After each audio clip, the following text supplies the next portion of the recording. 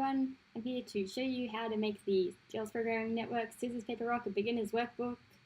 Thanks for everyone who has helped to put this together. We can see it's our beginner's workbook by the little girl in the corner. Sneaky way of telling our beginners, intermediate and advanced workbooks apart so you can know you've got the right workbook. So we're going to get started. So first we start off by making a new file, which you can do either by hitting File at the top of your screen. I'm just going to hit Control N and I get a new file like this, and then I'll save it as Renee as scissorspaperrock.py, and like that. Great. We now have our new file. How to create one of those. Just how you would create a new file in any program, and I'll start by adding a comment. Is Renee's Paper Rock, and I can save that regular saving ways, Control S or hitting the save button, and then it's ready to run, which I'm going to do by pressing F5, and as it says, it does nothing. So we can see we've done our first checkpoint. The girls need to finish the checkpoints in each section of the workbook before they can move on to the next, because one part relies on the other parts being done in this specific order. So they can check those off, and then they can move on to the next part of the workbook. I'm actually going to move over to not using Python idle right now because my computer hates Python idle and will crash all the time. So I'm actually going to move into something that my Mac does not detest. So I'll just add in my comment there again.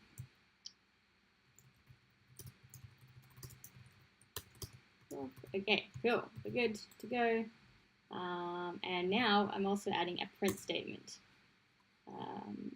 So we have our link here. This is a large amount of text for the girls to write, especially the ones that are younger with the tiny hands and the limited typing experience. So they can click this link and they'll be able to find something that looks a little bit like this, which has a bunch of stuff they might want to copy and paste throughout the day. So we're going to grab this text here, and I'm going to add a print statement. So there's two ways the girls can actually print this. The easiest way is, well, not the easiest way, the fastest way is to do a multi-line print, which means we've used these triple quotes and we can just do it over multiple lines. Alternatively, they could do print, you know, a bunch of underscores, print welcome, and do it over multiple lines. But for the sake of this video, I'll keep it brief for us. So my running is going to be a little bit different. The only yours will be in Python idle, but the computer won't crash 50 times while I make this video. So we can see our output here, and it means we're all good to go on this. We've printed a welcome, we've printed the rules, and we've tried running our code, so we're good with part 1, and we can move on to part 2. So we now want to look at getting input of actually playing our game and giving the computer a move to play as well. So we're going to start by making a variable in task 2.1 called computer move. And we're going to say it's going to play rock all the time right now. So at this point in the game, the kids can play whatever they want once we teach them how to ask for input, and the computer will always play rock. So it'll be pretty fun for the girls who can always beat the computer. So the computer's going to play rock, and then we're going to ask for input from the user. We're going to create a move called human move, and we say input, and we want it to ask a question: what is your move? Scissors, paper, or rock?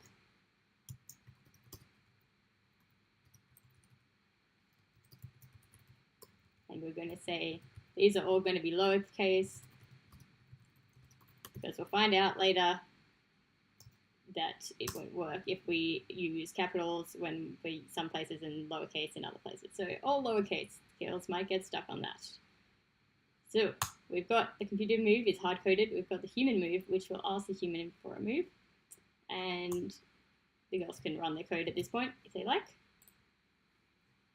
So we've been asked what is our move. I'm going to say ours is also rock.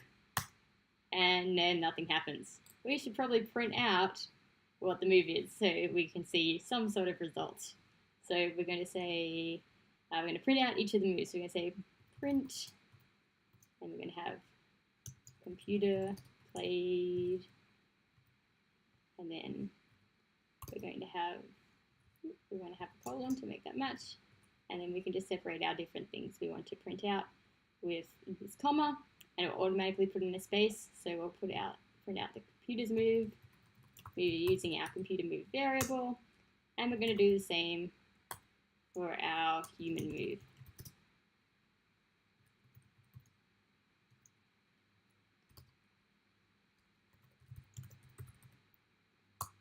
Cool, let's see what that does. We can ask for our input, and we're going to say we're going to play scissors, human played rock, computer played rock, human played scissors. That's what our game is so far. That's pretty cool. So now we can look at this and we can check off what we've done. So we've said move to computer, we asked the human to input their move, we've printed them out, we've run the code, excellent. We've also had a few bonus activities they can do here. So I'll quickly do those too. So at the top we can import something called time. So we're going to use this for making our game have pauses in it, so it seems more like real life. Import time here, and we can add in here time.sleep 0.1, so that's going to say sleep for a tenth of a second. We can put this pretty much wherever we want. We'll put a bunch of those in and see what happens. Oops. Silly mistake here, need an enter in there, and let's give that a go. So, in between our things, couldn't quite see that, we'll make it a little bit slower.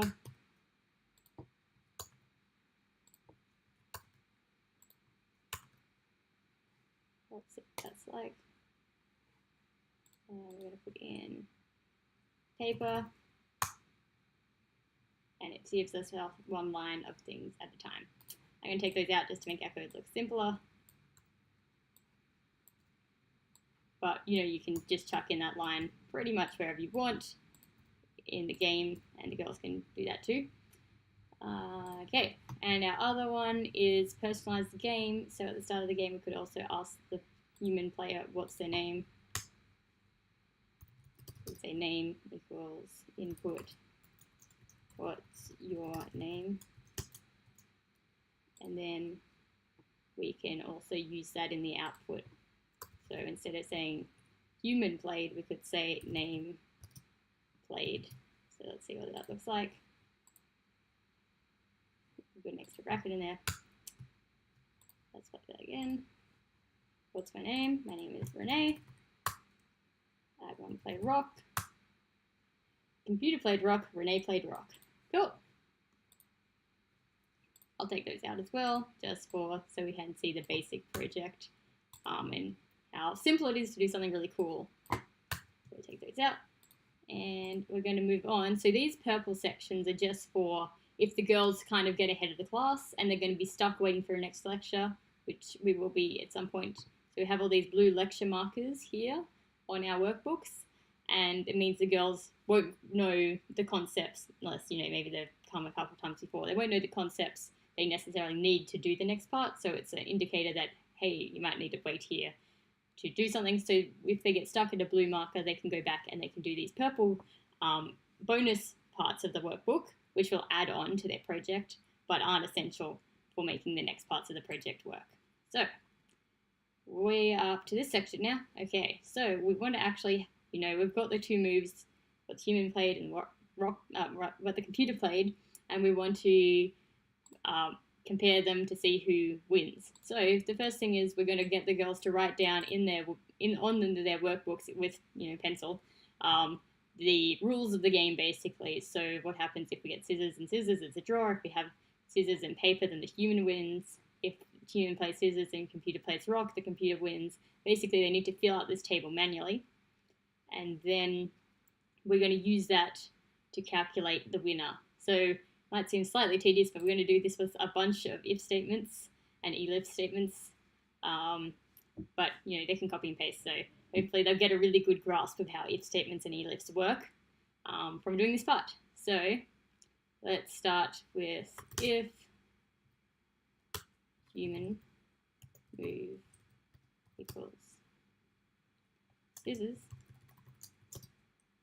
and computer move equals scissors, and then we're going to print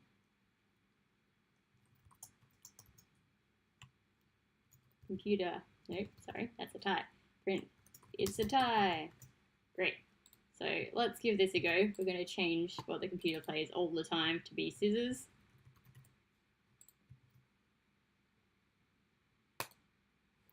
So I'm also going to play scissors. Computer played scissors. I played scissors. Oops, we've missed part of our words. We're going to add that back in. Human played scissors. And it prints it's a tie, which is what we want. Let's try it again with me not playing scissors. So I'm going to play rock. Computer played scissors, human played rock, and then nothing prints out because we haven't addressed that case yet. So that's the start of our collection of many elifs. We'll end up with 9. Or there's other trickier ways to do it. For instance, if human move equals computer move, we could address all the ties in one statement, but sticking with our table, we'll just get the girls to, unless they come up with a creative solution themselves, we'll get them to fill out one if or elif for each of these lines, and then they can make it better, more efficient if they can see that, or if they've been doing this a while. But otherwise, sticking with the easiest thing to get to the coolest thing as fast as possible. So, we're going to do it again. I've just copied and pasted this in, and we're going to have scissors, and we're going to have paper, and then we're going to have that the human wins.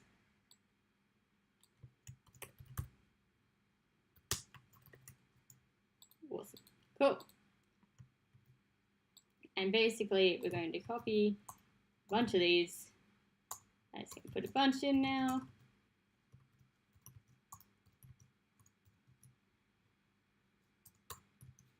We've got 3, 4, 5, 6, 7, 8, 9. Cool. And we're going to just change all of these over to match up what is going to be in our table.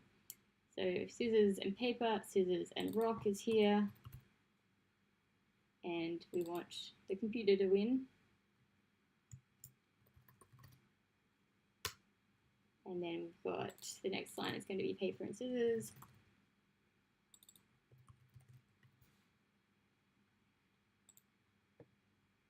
And I'm just going to put all the different combinations in, paper and paper, paper and rock. We've got 3 papers, so now we've just got rock and scissors, rock and paper and rock and rock. Okay, now let's do the answers to those combinations. So scissors and rock, computer wins, paper and scissors. We're going to have the computer wins. We've got paper and paper. It's a tie. Paper and rock. We have the computer wins. Rock and scissors. The human wins. Rock and paper. The computer wins. And it's a tie when it's rock and rock. Fantastic. Okay, we've got the whole of that now. So I put in, so we now know scissors, now computer is currently playing scissors. So if I put in rock, I played rock, I win. Play it again. I play paper, computer wins. If I play scissors,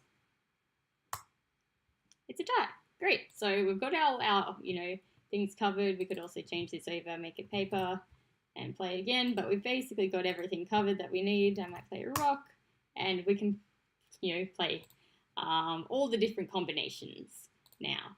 The only problem is, the computer always plays the same moves, so you have to hard code it in, so it's not as much fun as if the computer was going to play a random move, which we will look at in the next section. So we can see we can tick off these boxes, compare every possible move, print out the winners, and run the code. Oh, we also need to test what happens if we do different combinations of capitals and things. So this is to kind of go with our bonus part here. So if I do rock and nothing happens because we don't assess rock, we only assess lowercase rock. So something we can add as a bonus is we can take the human move, and we can do human move equals human move dot lower, and then if I do this again now, we can do rock, and we can still have the combination works now because we've converted it to lowercase. So that's this bonus 3.3 here, if the girls want to give that a go. I'll just take that one out to keep our program simple, but it's a fun one for them to do. Okay, smarter computer. So it's a bit boring when the computer always plays the same move, so we're going to add some random selection in here, which is pretty fun. The girls love the random library. So I'm going to add in another import random at the top. Get rid of our time one from earlier actually. So we're going to import random. Sorry about the highlighting, it only highlights it in this editor when it's being used, which it will be in a second, so it will light back up. So we now don't want to just have, this move be set all the time, so we're going to have, instead of computer move equals something fixed, we're going to have random dot choice, and we're going to choose from a list of all our options. We have rock, scissors, paper, and then basically what this does is it just chooses randomly from this list in here. So if I run this now, I'll choose something. Computer has chosen scissors. That's cool. Let's try it again. Maybe we'll get a different answer. I'll do paper. The computer has chosen rock. So we can see it's choosing different options, which is great. One more time. I'll choose scissors. And computer also chose scissors. Awesome. So we've got lots of different game options now, which is awesome. So also we have one more bonus in here. So that's the whole of the random selection. We can also add in this bonus. It takes a little bit of time. You have to add in an extra if statement so we can play the correct ASCII art to go with each of the pictures and to go with each of the things you play. So if you wanted to, the girls will have a lot of fun with this, and it can slow them down a fair bit if we're trying to wait to get up to this while loop lecture. So this is about making these pretty pictures we saw earlier. So we can add something that looks like this. If human move equals scissors, we can print out this section here.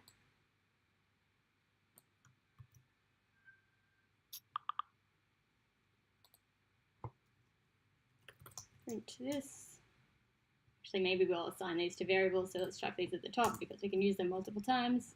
So you can scissor pick equals is string. We have rock pick equals this string here. And we can have paper pick equals this one here. Saves us having it multiple times because we want to use the same pictures for the computer and the human, so we don't want to have copied in this large guitar into our code twice. So if I want to use scissors, I can do a scissor pick. We lift human equals paper. Can print paper pick. Lift human equals rock. We can print rock here. Cool. So I'll just show you it for the human move, and you just have to copy this and do it again for the computer move. Actually, that's easy. We'll just copy paste this below.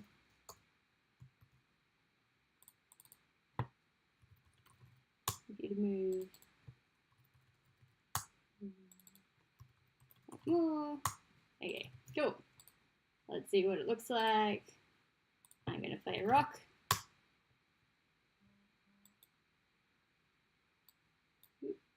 Make this taller. So we can say I played rock and if you played scissors, might need to put in still who played what because we can't see that currently. Oh wait, we can see it up here. Computer played scissors, human played rock. Got these, and yeah, that looks pretty cool. So I'm going to get rid of that again.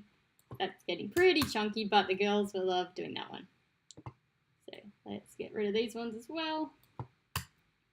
That's something fun to play with. That'll take up a bunch of time before we get to probably what will be the last lecture, maybe in our beginners classrooms. And this is just making the game go forever.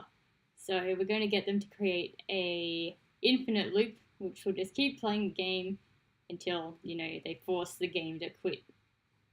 So we're going to create a infinite while loop, which is easy. We only want to print. So basically we only want things that we want to repeat multiple times in the loop. So we don't want to print the instructions every time probably. So we're going to put in here.